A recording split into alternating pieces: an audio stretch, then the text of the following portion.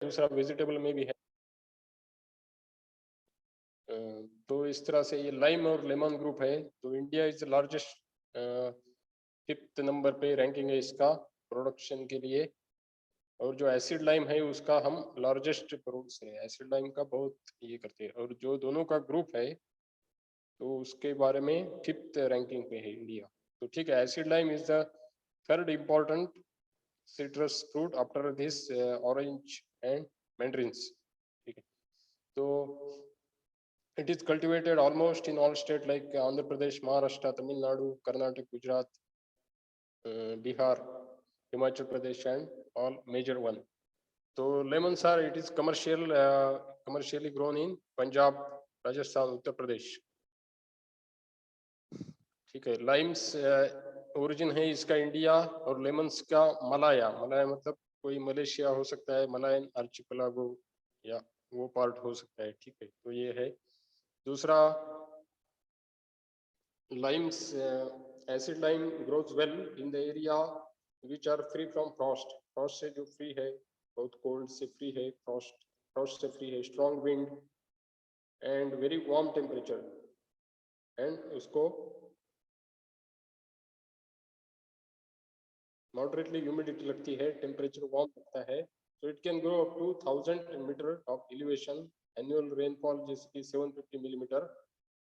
तो जैसे बहुत कम, जैसे ड्राई सेमी एरिड जोन में बहुत अच्छे से आ सकते हैं। ड्राईलैंड हॉर्टिकल्चर में इसका बहुत अच्छे से यूज किया जा सकता है एसिड लाइम। ये बहुत इंपॉर्टेंट स्पेसिस है। जैसे ड्राईलैंड हॉर्टिकल्चर में बाकी सारे है, जैसे कि जामुन है, बेर है, फीक है, वुड एप्पल है, बेल है, तो पोमोग्रेनेट है। तो इस तरह से इसका भी खेती आप ड्राई जोन में कर सकते हैं। ठीक है, तो sweet Lyme's can tolerate Frost better than acid lime. Okay, तो इसमें दूसरा एक टाइप है जिसको स्वीट लाइम बोलते हैं, थोड़ा सा ज़्यादा इसका स्वीट टेस्ट रहता है, तो बेटर देन एसिड लाइम से ज़्यादा वो टॉलरेट कर पाता है। तो Rangpur lime grows well under areas 20 to 30 degree centigrade.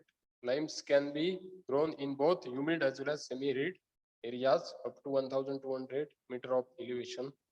Can tolerate the frost better than acid lime. और जो लाइम होता है वो एसिड लाइम से बेटर फ्रॉस्ट टॉलरेट कर पाता है। तो limes grow well in deep 2 to 2.5 metre depth वाली सॉइल, वेल ड्रेन सॉइल लगती है, rich in organic matter, humus,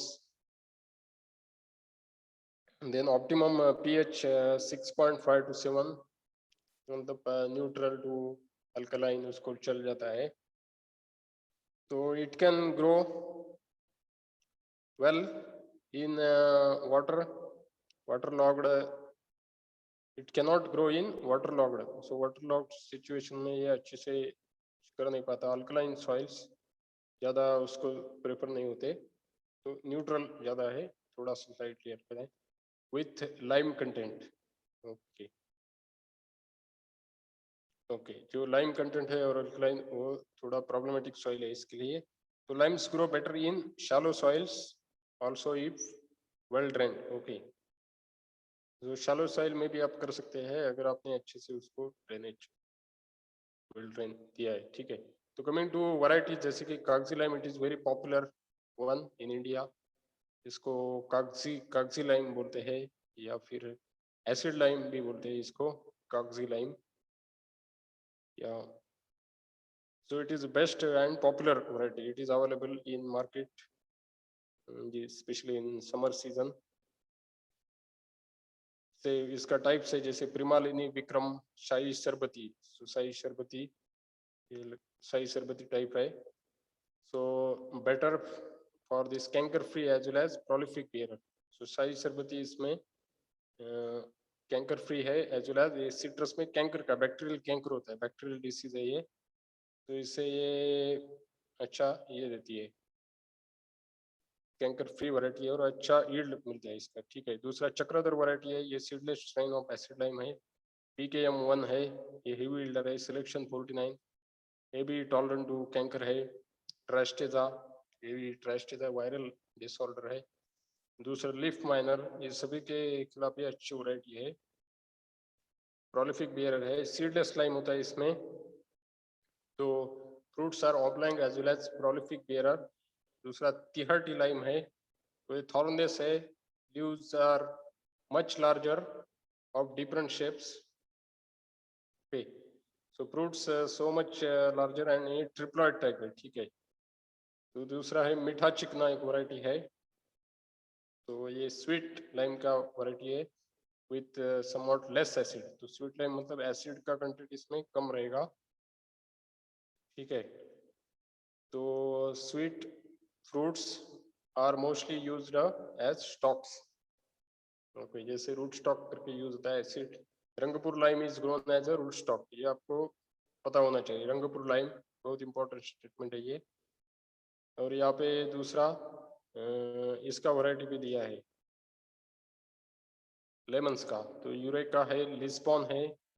तो लेमन उतना ज़्यादा ये नहीं है, पॉपुलर नहीं है। जो लाइम है ग्रुप वो यहाँ पे ज़्यादा बहुत पॉपुलर है। लखनऊ सीडलेस है, नेपाली एप्लॉन्ग है, काक्सिकलम है, पंत लेमॉन है। तो ये दोनों में थोड़ा बहुत फर्क है, ये आपको पता होना चाहिए। इसको क्वांटिट ये होता है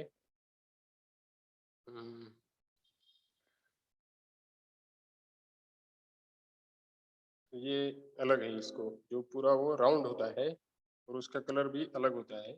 इसका कलर जो मैंने बोला light green to dark green से भी टाइम इससे होता है, ठीक है। तो दूसरा आपको पता होना चाहिए कि लाइम में कौन सा एसिड होता है जिससे हाँ उसको स्वीटनेस आता है, जिससे उसको बिटरनेस आता है। तो ये बहुत इंपॉर्टेंट क्वेश्चन है। क्या है, ऐसे पूछा हो आपको। आपको तो एक पता होगा, ये 12th स्टैंडर्ड में भी पढ़ा होगा आपने। लाइम में कौन सा एसिड होता है। जैसे आपको किसने पूछा ग्रेप में कौन सा होता है, ग्रेप में टार्टरिक एसिड होता है। ये बहुत ही कॉमन है, इसमें साइट्रिक एसिड रहता है। हाँ, लाइम लेमन। तो साइट्रिक एसिड आपको क्या देगा, आपको ये एसिडिक टेस्ट देगा। और दूसरा एक है जिससे उसमें बिटरनेस भी आता है। दोनों टेस्ट रहती है, एक्चुअली तीनों रहती है। एक तो एसिडिक होता है, कोई स्वीट वाले होते हैं जैसे कि मौसम्बी, ये स्वीट होता है। तीसरा क्या होता है, बिटर टेस्ट भी होता है। तो तीनों का अलग अलग है। तो एक का मैं आपको बता दे रहा हूँ। तो एक का क्या है, साइट्रिक एसिड है जिससे एसिडिक नेचर ये आता है उसको। तो आप दोनों का आप मुझे बोल दीजिए, जैसे कि ये किससे आएगा, bitterness. Hello hello. Yes sir. हाँ, तो इससे ये कौन से आएगा, बिटरनेस किससे आएगा। सर हाँ, ठीक है, किससे आएगा बिटरनेस, या तो आप hello. Yes sir, yes sir. ठीक है, ये इम्पोर्टेंट क्वेश्चन है। तो ऐसे क्वेश्चन आते हैं मतलब किसी भी एग्जाम के लिए आपको। जैसे उसका मेरे पास था, इसका आंसर है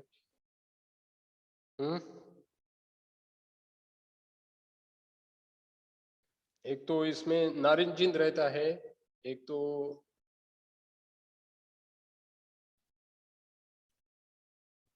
अगर एप्पल देखा तो एप्पल में स्वीटनेस किससे आता है।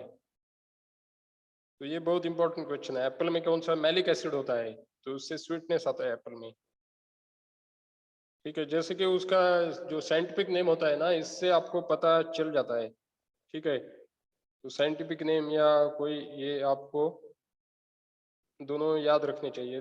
देखिए आप इसमें मैं हूँ, मुझे पता है, पर थोड़ा मैं कंफ्यूज इसलिए मैं बता नहीं रहा हूँ। तो ठीक है, आपका जो ग्लेस्ट्रस बुक है ना, तो उसमें से आप देख लेना। वैसे जो सारे बिट्स है ना, तो ये इंपॉर्टेंट होते हैं। कौन सा प्रिडोमिनेंट एसिड होता है, कलर के लिए कौन सा है, एसिड के लिए कौन सा है, फ्लेवर के लिए क्या है। ठीक है, तो इसमें आपको मिल जाएगा, ठीक है। तो तीनों तीनों टेस्ट होती है इसमें, तो तीनों टेस्ट के लिए आप ढूंढ लेना, ठीक है। तो प्रोपोगेशन है इसमें, प्रोपोगेशन। तो ये क्या एसिड लाइम, ये प्रोपोगेटेड बाय सीड से प्रोपोगेशन होता है, सीड से बहुत जल्दी प्रोपोगेशन होता है, पर इसमें वेरिएशन आपको मिलता है हेटेरोजाइगससिटी की वजह से। तो तो इसलिए या ज़्यादातर बडेड हम प्रेफर करते हैं। तो बडेड जैसे कि रंगपुर लाइम है, तो उस पर अच्छा सा और वो रूट स्टॉक करके यूज होता है, उस पर अच्छा कोई वैरायटी उसका बड लेते हैं, और कोई भी टी बडिंग करते हैं, शील्ड बडिंग करेंगे, ऐसे कोई बडिंग करके उसको ये किया जाता है, प्रोपोगेट किया जाता है। या दूसरा सीडलिंग, सीड से भी है। तो सीड से अगर आपको ये कराना है, उसका जर्मिनेशन कराना है, तो सीड थोड़ा 1 या 2 दिन आपको पानी में ये करना पड़ेगा, सॉफ्ट करना पड़ेगा, just soak in water 24 hours to 40 hours. तो बाद में आप ऐसा बेड बनाइए जिसमें आपका सैंड का कंटेंट ज़्यादा हो। तो 50% सैंड और 50% आप ये लीजिए, सॉइल लीजिए, उसमें दूसरा कुछ FIM वगैरह मत डालिए, थोड़ा उसको, ये थोड़ा अलग स्पेसिस होता है। तो ज़्यादातर ये सीट्रस का प्रोपोगेशन करते वक्त आपको सैंड का यूज करना पड़ता है, क्योंकि ये थोड़ा सा ड्राईनेस इसको चाहिए होता है, इसमें ज़्यादा आप मॉइस्चर भी नहीं रह सकते बेड में।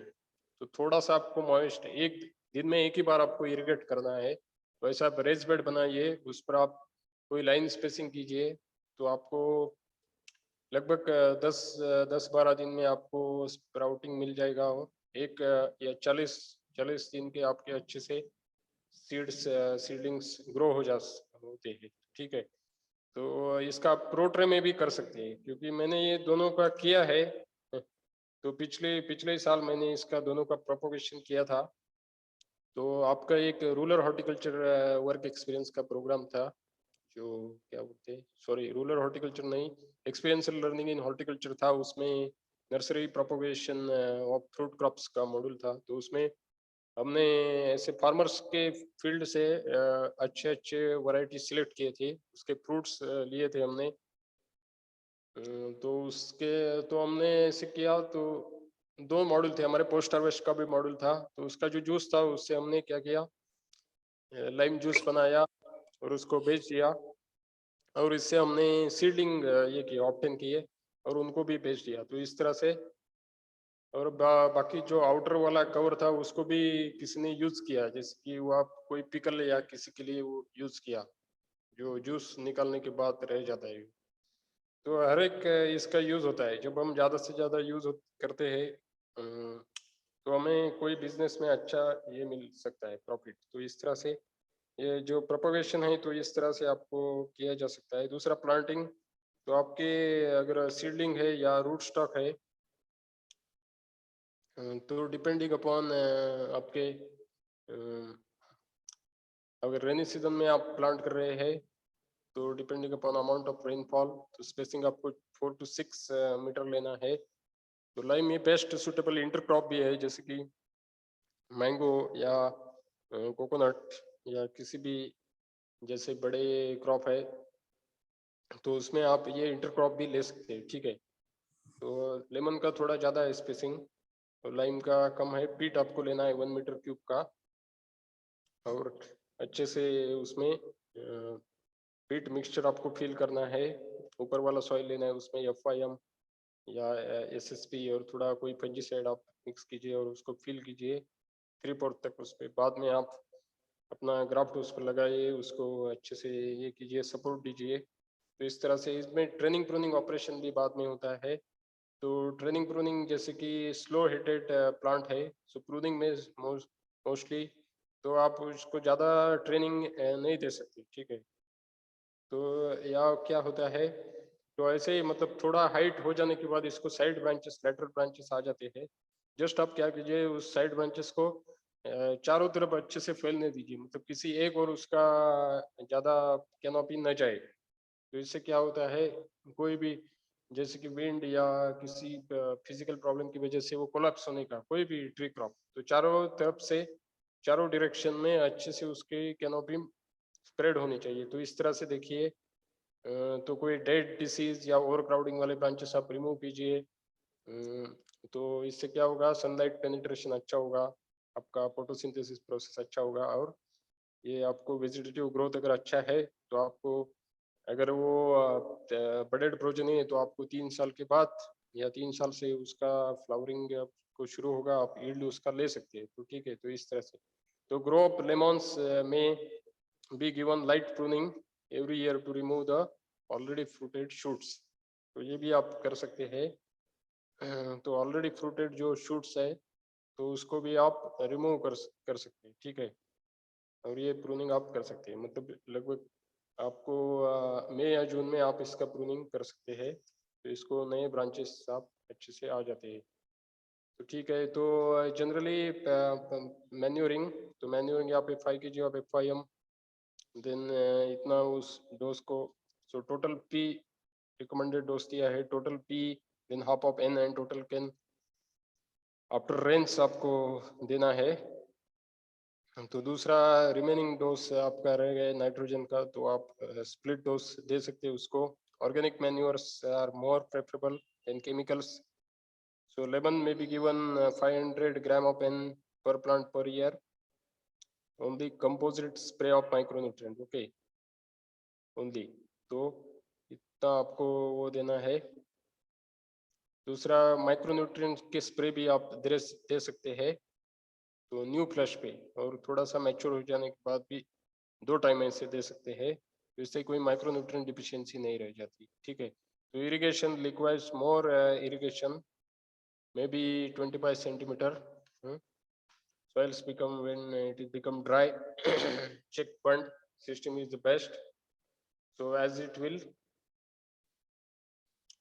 will not allow the water directly, it will not come in contact with stem, so कोई फंगल डिसऑर्डर वगैरह नहीं रहेगा। तो ऐसा बेसिन कीजिए, तो बेसिन में आप दूसरा बेसिन कीजिए, मतलब एक रिंग टाइप कीजिए और रिंग में आप उसको पानी दे सकते हैं, तो ठीक है। तो डायरेक्ट वो आपके इसको टच नहीं होगा, ठीक है, स्टेम को टच नहीं होगा। या ड्रिप इरिगेशन भी आप दे सकते हैं, उससे पानी का 50% आप सेव कर सकते हैं।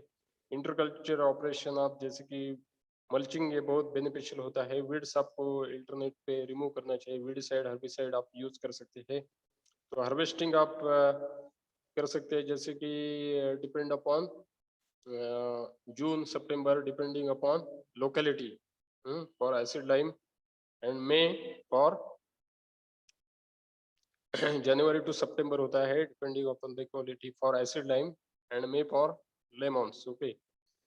तो June July for Rangpur lime, तो lime are giving up to 2000 to 5000 fruits per plant, so acid lime can be stored best at 6 to 8 weeks, 8.3 to 10 degree centigrade and 59.9% relative humidity, तो ये स्टोरेज टेम्परेचर हुआ। Lemons के लिए 8 to 12 weeks, 7.2 to 8.6 degree centigrade, 85 to 90% relative humidity. यहाँ पे दो ये है सिट्रस कैंकर, ये बहुत इम्पोर्टेंट डिसीज होता है जो बैक्टीरिया से होता है, कैंकर बोलते हैं, बैक्टीरियल कैंकर भी इसको बोला जाता है। तो यहाँ पे क्या होता है, serious disease in acid lime caused by gram negative bacterium, ठीक है। तो symptoms on the plant comprises water soaked patches appearing on all part, जैसे कि फ्रूट्स पर होता है, लिप्स पर होता है, स्टेम पर होता है, सभी जगह आपको पाया जाता है। नेक्रोटिक ब्राउन कॉर्किस टिश्यू या पैचेस पैदा हो जाते हैं। तो this is spread to acid leaf miner, तो इसके फ्यूचर एडवांस स्टेज में लीफ माइनर आपको पैदा हो जाते हैं। तो लीफ माइनर अगर है तो इन्फेक्शन उसका ऐसे स्प्रेड हो जाता है, लीफ माइनर से होता है।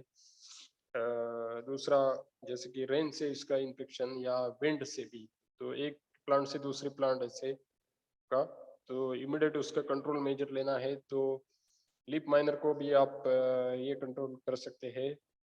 तो pruning dead and disease branches, तो ये बोर्डो मिक्सचर बोलते हैं, तो बोर्डो मिक्सचर बहुत इंपॉर्टेंट है, जिसको फंजीसाइड बोलते हैं। तो बोर्डो मिक्सचर आपको इससे ये कर देगा, ओके। तो बोर्डो मिक्सचर का आप यूज कीजिए उसको।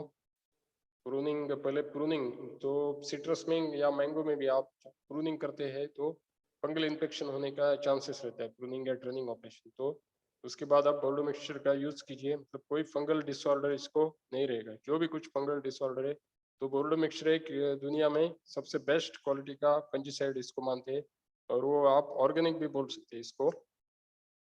तो इस तरह से इम्पोर्टेंट है। स्ट्रेप्टोमाइसिन सल्फेट 500 ppm या streptomycin okay on new flush, those are very effective. तो इस तरह से ये है। तो सिट्रस में जैसे कि फ्लावरिंग के बारे में आपको बोला नहीं, सिट्रस में जो 3 बाहर है, तो कौन से 3 बाहर आते हैं अलग अलग क्रॉप में, तो आपको बोला है कौन से बाहर होते हैं। हाँ, तो ये बहुत ही इम्पोर्टेंट क्वेश्चन है ये। तो मैं अगर एग्जामिनर हूँ तो ये क्वेश्चन पूछता ही हूँ। ठीक है, तो अगर फ्रूट्स मतलब उसका फ्लावरिंग इम्पोर्टेंट है, फ्लावरिंग सीजन क्या है, फ्रूटिंग सीजन क्या है, ड्यूरेशन क्या है, फ्रूट मतलब फ्रूट सेट होने से मैच्योरिटी तक कितना टाइम लगता है, हार्वेस्ट कब होता है। तो हर एक फ्रूट क्रॉप, ये तो बेसिक चीजें है। कोई ये मतलब ये जो नेचुरल डिपेंडेंट फिनोमिना है, ये कभी चेंज नहीं होने वाला है। तो ये तो आपको पता होने चाहिए। जैसे कि फर्टिलाइजर डोज वगैरह है, ये कोई पूछते नहीं, क्योंकि ये कैसे लोकेलिटी के हिसाब से चेंज होता है। आजकल बहुत सारे फर्टिलाइजर्स केमिकल्स आप कौन सा भी मतलब रिकमेंडेशन रिक्वायरमेंट के हिसाब से आप यूज कर सकते हैं। तो हर एक सॉइल के टाइप से वो चेंज होता रहता है। तो इसके बारे में तो कोई पूछता नहीं आपको, किधर भी नहीं पूछता। जस्ट आपको इंफॉर्मेशन के लिए वो पता होना चाहिए। पर जैसे कि ये पैरामीटर, जैसे कि कोई इंपॉर्टेंट केमिकल कंपोजिशन क्या है उसका, बिटरनेस किससे आता है, स्वीटनेस एसिडिकनेस किससे आता है। हाँ, तो दूसरा ये कौन सा सवाल पूछा मैंने, कौन सा बाहर लिया जाता है। तो सिट्रस में एटलीस्ट कौन से बाहर होते हैं, आप कोई भी बता दीजिए।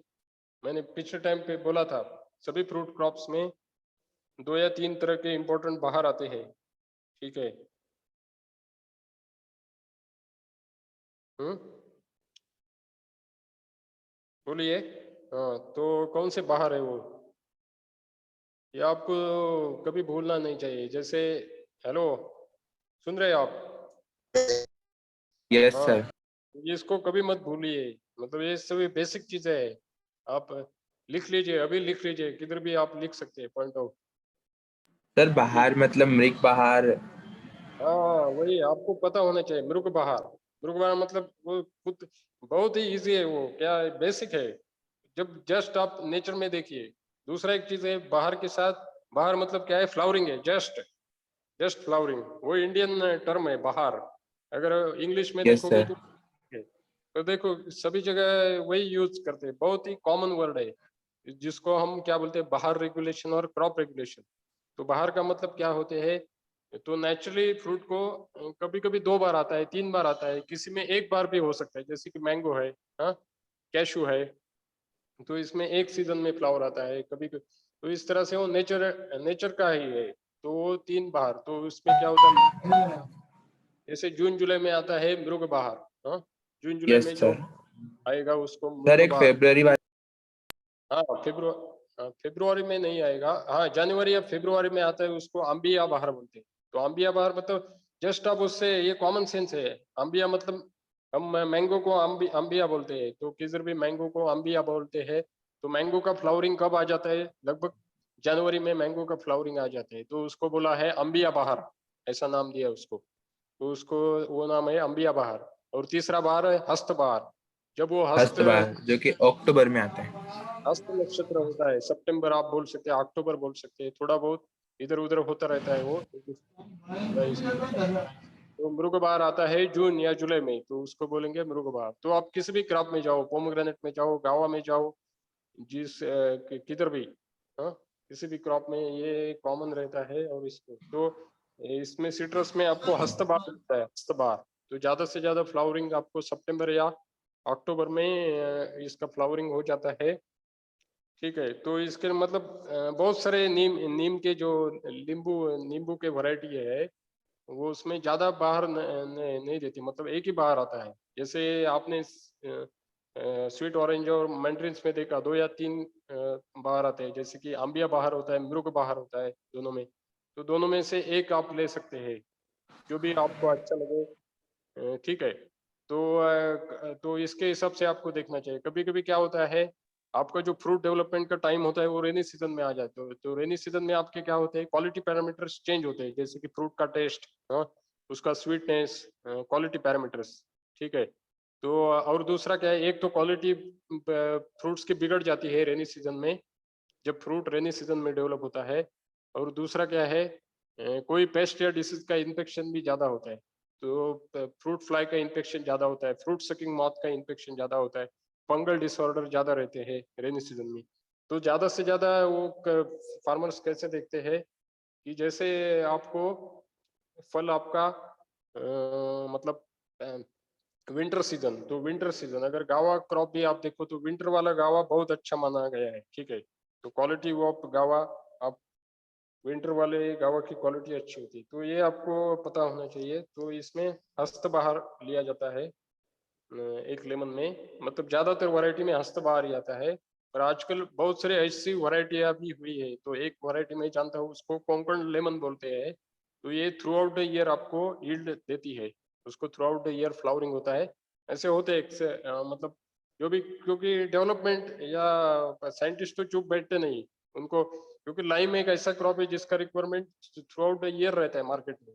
तो हमें जैसे जैसे मैंगो का भी फार्मर्स ने बहुत बहुत सालों से कोशिश कर रहे थे फार्मर, कैसे उसको 2 या 3 सीजन में लाया जाए। तो किसी फार्मर्स ने राजस्थान में आजकल सक्सेसफुल हो रहा है, एक फार्मर ने कर दिया, 12 मासिया वैरायटी है वो, मैंगो की 3 सीजन में फ्लावरिंग देती है। उत्तर प्रदेश में एक वैरायटी है, राजस्थान के कोटा कोटा इसमें एक है वो वैरायटी, उसका वो अभी कर रहे हैं, वो पूरा प्लांटिंग मटेरियल उन्होंने बनाया। दूसरा CISH लखनऊ ने उधर से प्लांटिंग मटेरियल लिया, उनका उस पर अभी डीप रिसर्च चल रहा है, अभी उनका 3rd या 4th ईयर चल रहा है रिसर्च का। तो रिसर्च स्टेशन पे कैसा होता है वो, उसको लगभग 7 या 8 या कभी कभी 10 साल, तो उसका ट्रायल होने के बाद ही वो कुछ रिकमेंडेशन देती है। तो अभी वो वैरायटी इसके अंदर चल रही है, मतलब उसका ऑब्जर्वेशन चल रहा है परफॉर्मेंस का, मतलब सच में दे रही है कि नहीं। तो ऐसा कंटिन्यू उसका 6 साल 7 साल ट्रायल लिया जाएगा। तो इसके बाद में उसको या तो मतलब government agency, government organisation through, जैसे CISH का फुल फॉर्म क्या है, central institute of subtropical horticulture. तो हेलो, हाँ, तो ये कहाँ पे, लखनऊ में है। तो ये सभी आपको चीज़ें पता होनी चाहिए। तो अभी साइंटिस्ट उस पर रिसर्च कर रहे हैं। तो एक्चुअली इसका ये क्या है, वो वैरायटी एक फार्मर ने बनाई, ठीक है। तो फार्मर भी साइंटिस्ट लोगों से कम होते नहीं है। तो बहुत सारे वैरायटियाँ, मतलब 50% से ज़्यादा वैरायटी फार्मर्स ने ही बनाई है आजकल, पहले से पहले भी। तो यहाँ पे मतलब थोड़ा मैंने बोला था क्या सिट्रस में क्या होता है, तो ये इसका भी आंसर यही है, साइट्रिक एसिड से उसको सोरनेस आता है, ठीक है। क्या आता है, साइट्रिक एसिड से क्या आता है, उसको सोरनेस आता है सिट्रस तो को। नहीं खाता है। हाँ, मैलिक एसिड, जो एप्पल में मैलिक एसिड है वो यहाँ पर भी प्रेजेंट होता है, इससे उसको स्वीटनेस आ जाता है। जैसे कि कोई स्वीट लाइम होता है या फिर दूसरा मौसम भी होता है जो स्वीट ऑरेंज है, तो उसको स्वीटनेस किस वजह से आता है, तो आप बोल सकते हैं कि मैलिक एसिड। तो कोई बात नहीं, मैलिक एसिड जो एप्पल में है वो भी इधर है। और तीसरा बिटरनेस, बिटरनेस यहाँ पे दिया नहीं है पर आप चेक कर लेना, वो नारिंजिन है, नारिंजिन है जिससे आपको बिटरनेस मिलता है। आप कंफर्म कर लेना, ठीक है। इधर भी मिले तो कहीं लिखा हुआ नहीं है, तो उससे बिटरनेस आपको मिल जाता है। तो इस तरह से ये जो चीजें हैं इसको बहुत इम्पोर्टेंट मानती है, ठीक है। यहाँ पे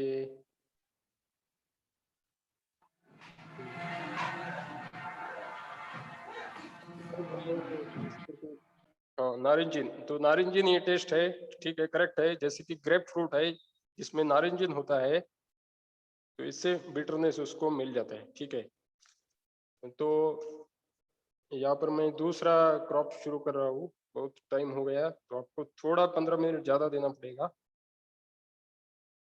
हेलो, ये मीटिंग फिनिश हो Yes रहा है sir, क्या? now we have less than 1 minute.